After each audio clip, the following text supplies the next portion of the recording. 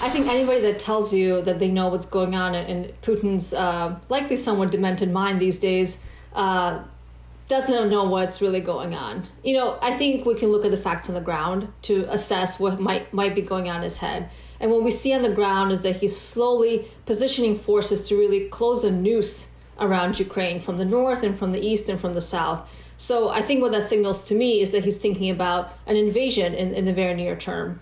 It's clear that Putin is displaying an enormous amount of pressure on the Ukrainians and wants to display to the rest of the world that he should be taken seriously.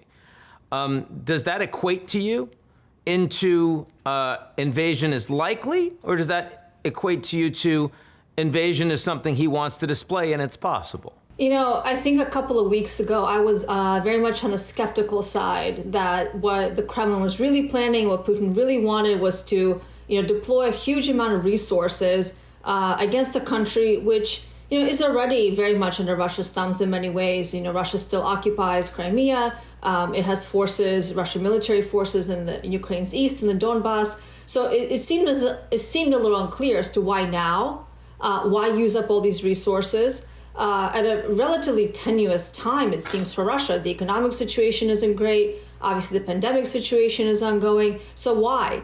But, unfortunately, I think the signals we've seen from Russia over the last month, and certainly the last several days, I think are very much pointing in a direction that they have made a decision. And a decision, frankly, from a strategic perspective, doesn't make a lot of sense to use those forces and to do something quite aggressive on the military side against Ukraine. When the U.S. tried to have this very expansive diplomatic conversation with the Russian side, we didn't see much give. The U.S. came to the table in a series of discussions with the Russian counterparts, with NATO, at the OSCE, and had some real proposals. And the Russian interlocutors that Putin sent obviously had no room to negotiate or to even put anything useful on the table. And then when they went back to give the readout to the man who's going to make the decision, what we heard was just much more aggressive tactics, aggressive language.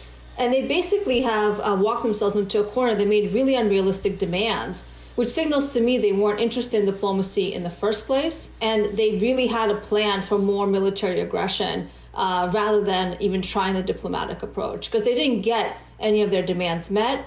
But those demands were so unrealistic, they must have known that they weren't going to get anything out of it.